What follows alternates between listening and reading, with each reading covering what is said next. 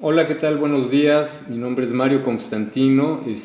Soy jefe del Departamento de Culturas Populares del IBEC y hoy quisiera compartir con ustedes algunas reflexiones alrededor del tema de los derechos culturales. Digamos que vamos a hacer un breve esbozo en poco tiempo para tener una idea general y vayamos construyendo un lenguaje común alrededor de las prácticas culturales, las culturas populares y demás. ¿Cómo definir los derechos culturales? Bueno, lo primero que hay que decir es que los derechos culturales forman parte de los derechos humanos, del gran universo de los derechos humanos. Es decir, son parte también constitutiva de aquellos elementos que han sido caracterizados a lo largo de la historia de la humanidad como los ejes constitutivos de la dignidad humana. En términos prácticos, los derechos culturales corresponden a lo que se ha denominado la segunda generación de derechos humanos. Están articulados junto con los denominados derechos económicos y sociales. ¿Por qué esta referencia como una segunda generación de derechos humanos? Bueno, porque la primera generación corresponde a aquellos que denominamos los derechos civiles y políticos, es decir, los que dan identidad ciudadana, republicana a las personas y a las comunidades.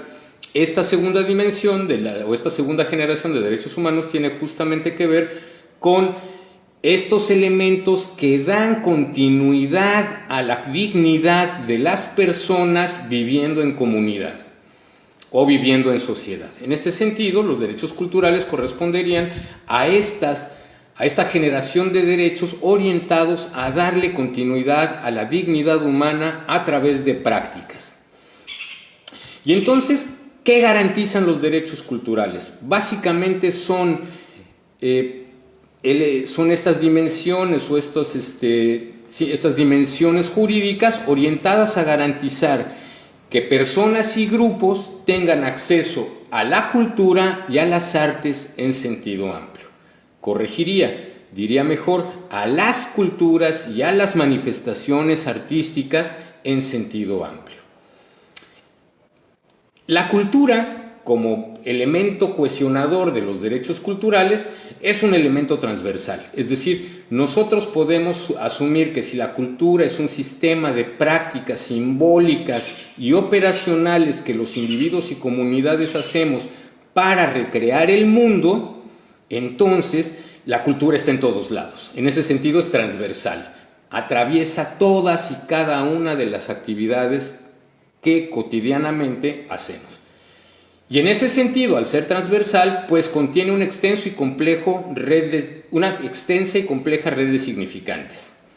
Entran las formas de vida, los estilos de vida, las lenguas, las manifestaciones artísticas como las músicas, las danzas, las escrituras, las cosmovisiones, los rituales, las ceremonias, incluso las tecnologías, los saberes tradicionales, los saberes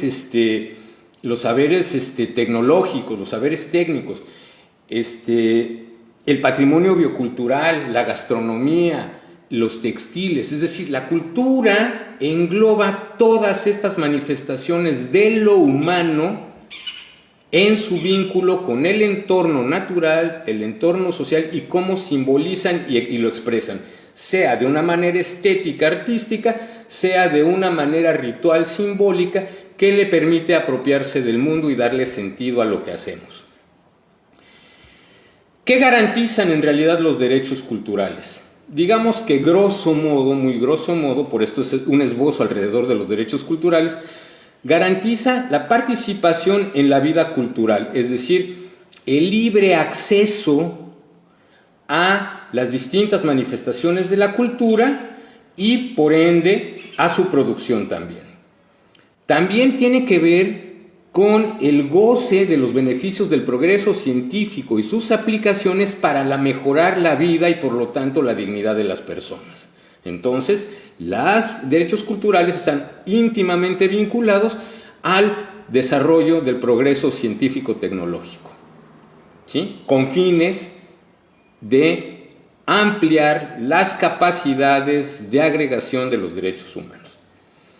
Por último, también tiene que ver con la protección a los intereses morales y materiales correspondientes a la creación científica, artística, de individuos o de comunidades, es decir, a los denominados, grosso modo, derechos de autor, ¿no?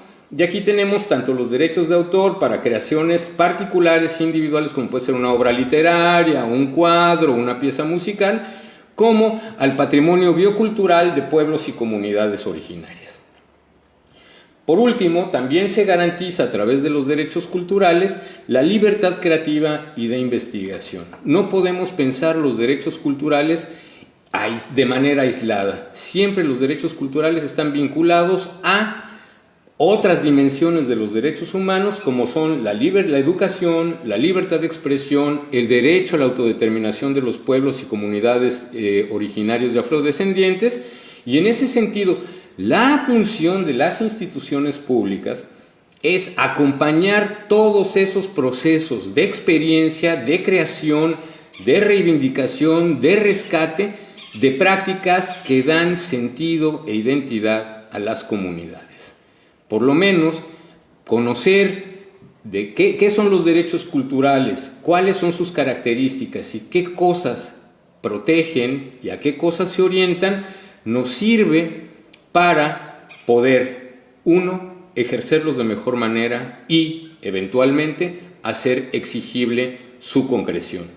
Los invito a que exploremos el universo de los derechos culturales con esta mirada interdependiente, transversal y pensando que los derechos culturales son esenciales para salvaguardar y asegurar la dignidad de las personas.